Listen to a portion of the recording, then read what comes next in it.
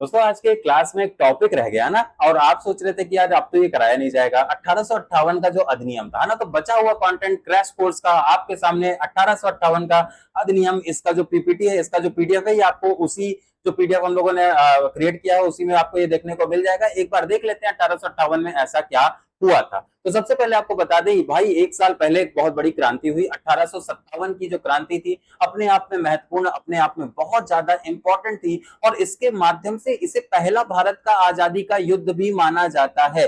VD Savarkar की बात करें, बहुत सारे अलग अलग प्रकार के लोगों ने इसे पहला आजादी का युद्ध माना था। ये आपको ध्यान रखना है। इसी वजह से ये वाला अधिनियम उसके बाद में आता है और अपने आप में महत्वपूर्ण है, क्योंकि इस अधिनियम ने ईस्ट इंडिया कंपनी के शासन को पूरी तरह से खत्म कर दिया था, मानने से मना कर दिया था। आइए जानते हैं इस एक्ट में क्या क्या है, बहुत इंपॉर्टेंट चीजें।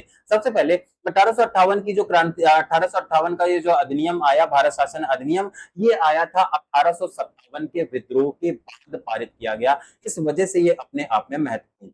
इसमें अधिनियम में ईस्ट इंडिया कंपनी का शासन समाप्त कर दिया जाता है। भारत शासन सीधे ब्रिटिश क्राउन के अधीन आ जाता है। मतलब पहले हमारे यहाँ भारत में कैसा शासन चल रहा था, ईस्ट इंडिया कंपनी शासन कर रही थी, जिसको ब्रिटिश क्राउन कह रहा था कि तुम जाओ और शासन करो। अब शासन की पावर, पहले तो व्यापार की पावर छोड़ी ले ली गई 3 से 1813 में। उसके बाद में अब 1833 में आते आते पूरी तरह से व्यापार की पावर लेकर के इन्हें एडमिनिस्ट्रेटिव बॉडी बना दिया गया। अब इन्हें एडमिनिस्ट्रेटिव बॉडी से भी हटा करके अब इन्हें क्या बना दिया गया, अब इन्हें पूरी तरह से पूरी तरह से इन्हें खत्म ही कर दिया गया, और पूरा का पूरा जो सत्ता है वो हाथों में ले ली गई। यहाँ पर ब्रिटिश गवर्नमेंट, ब्रिटिश क्राउन ने अपने हाथों में ले लिया था। ठीक है, पूरी तरह से अब जो शासन चल रहा है वो ब्रिटिश क्राउन का चलेगा। ब्रिटिश संसद अब भारत पर जो भी कर रही है वो करेगी। ठीक है, ये जो अधिनियम है वो भारत सचिव सेक्रेटरी ऑफ स्टेट नाम से एक पद इसने सृजित किया। उसके बाद में अगला जो पॉइंट आया कि 15 सदस्यीय भारतीय परिषद यहाँ पर बनाई गई भारत के अंदर।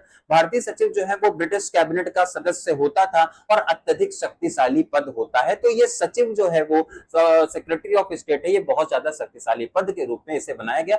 अब जो गवर्नर जनरल थे अब उन्हें वाइस रॉय कहा जाए। ठीक है, अब उन्हें क्या कहा जाएगा, वॉइस रॉय कहा जाएगा। पहले कौन हो गए, तो हम लोगों ने देखा है भाई, सबसे पहले हम लोगों ने वॉरेन हेस्टिंग्स का नाम देखा था, फिर विलियम बेंटिक का नाम देखा, अब आ गए Lord Canning.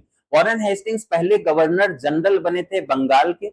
Governor general Bharat के कौन बने, विलियम बेंटिक बने। और अब वॉइसरॉय कौन बना, वॉइसरॉय लॉर्ड कैनिंग बने। ये आपको याद रखना है, पहले वॉइसरॉय यही। ठीक है, इस अधिनियम के माध्यम से भारत में डुअल कंट्रोल को समाप्त कर दिया जाता है। जो बोर्ड ऑफ कंट्रोलर और कोर्ट ऑफ डायरेक्टर का कॉन्सेप्ट चल रहा था उसको खत्म कर दिया गया। पूरी तरह से अब जो सत्ता है वो केंद्रीकृत और क्राउन के हाथों में हो गई थी। क्वीन विक्टोरिया के द्वारा 1858 का जो घोषणा है उसे, प्रोक्लेमेशन है, उसे जारी भी किया गया था। इस घोषणा में भारत को धार्मिक स्वतंत्रता और समान अवसर का अवशासन दिया गया। इसके माध्यम से प्रिंसली स्टेट्स या भारतीय रियासतों के साथ में हस्तक्षेप ना करने की नीति को अपनाया गया। इस अधिनियम के माध्यम से औपनिवेशिक शासन का एक नया चरण भी शुरू होता हुआ दिखाई पड़ा। ये जो अधिनियम है वो आधुनिक प्रशासनिक ढांचे की शुरुआत के रूप में भी जाना जाता है, 1858 का अधिनियम। अब आती है टेबल। तो दूसरा हमारा, पहले हम लोगों ने वन लाइनर्स देखे, फिर हम लोग टेबल्स के माध्यम से देखेंगे, फिर हम लोग इसका माइंड मैप भी देखेंगे। यही पूरा कॉन्सेप्ट हम लोग पूरे के पूरे क्रैश कोर्स में हर एक टॉपिक को कवर करने के लिए यूज करेंगे। ठीक है, तो 1857 का जो विद्रोह होता है उसमें कारण, इसमें 1858 का जो अधिनियम आया इसका कारण ही 1857 का विद्रोह है, क्योंकि अभी हाल ही में तो चार्टर आया था ना 1853 में, आपको याद होगा। लेकिन उसके बाद भी ये एक्ट आया, इसका मतलब कुछ ना कुछ बड़ा हुआ है। बड़ा क्या है, 1857 की क्रांति। ठीक है, ब्रिटिश क्राउन के अंदर में आ जाता है, सेक्रेटरी ऑफ स्टेट स्थापित होता है, 15 सदस्यीय परिषद इसे मिलती है, लॉर्ड कैनिंग पहला वाइसरॉय बनेगा, और क्राउन रूल की शुरुआत यहां से मान ली जाएगी। डिटेल्ड अगर टेबल की बात करें तो कंपनी से क्राउन पर शिफ्ट हो गए हम लोग, सेक्रेटरी ऑफ स्टेट को स्थापित कर लेते हैं।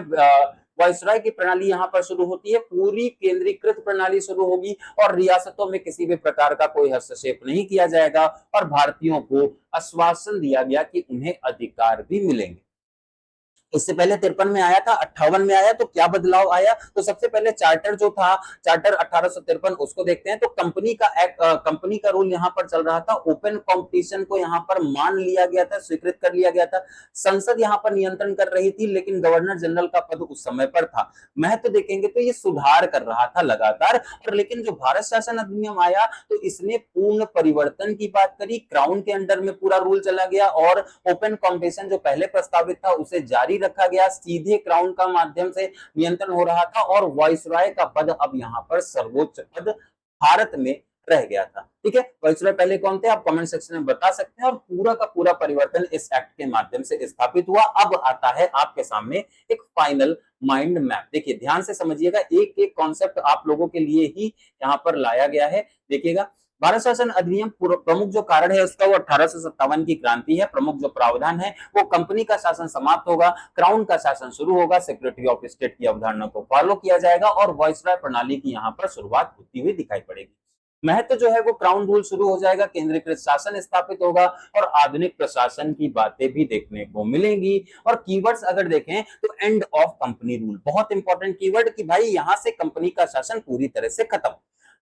क्राउन रूल यहां पर स्टार्ट हो जाएगा, सेक्रेटरी ऑफ स्टेट का एक पद आ जाएगा और वाइसरॉय का पद भी अब यहां पर आ जाएगा। तो अगर अभी तक का ये पूरा का पूरा फ्लो अगर हम लोग कंपेयर करें तो 1773 में कंट्रोल की स्टार्ट हो गया था। उसके बाद में प्रॉब्लम्स को थोड़ा सा फिक्स करने की कोशिश की गई, क्योंकि सुप्रीम कोर्ट जो बना दिया गया था कोलकाता के अंदर, जो और जो दूसरी तरफ गवर्नर जनरल थे, उन दोनों की पावर्स में कोलाइड हो रहा था। तो वो पूरी तरह से प्रॉब्लम को फिक्स करने की कोशिश एक्ट ऑफ सेटलमेंट 1781 में करी गई। डुअल गवर्नमेंट या डुअल कंट्रोल का कॉन्सेप्ट जो है वो 1784 में देखने को मिला। ट्रेड को ओपन कर दिया गया 1813 में। फिर जो ट्रेड की मोनोपोली है उसको कंप्लीटली खत्म कर दिया गया 1833 में। अब यहां से सेंट्रलाइजेशन की शुरुआत हो जाएगी। 1853 आते आते सिविल सर्विसेज को अलाउ कर दिया जाएगा और 1858 आते आते ईस्ट इंडिया कंपनी का एडमिनिस्ट्रेटिव पावर पूरी तरह से खत्म हो जाएगी और अब क्राउन रूल भारत में शुरू हो जाएगा। ये कंप्लीट अवधारणा जो कि 1858 के एक्ट के बारे में आपको पता होनी चाहिए। ठीक है, तो ये कंप्लीट हमारा आज का ये एक इंपॉर्टेंट टॉपिक था जो कि हमारे क्रैश कोर्स में रह गया था, तो हमने उसको आपको अलग से करा दिया है। बाकी इसी तरीके से हम लोगों ने हर एक एक्ट को पढ़ा है इस क्रैश कोर्स में।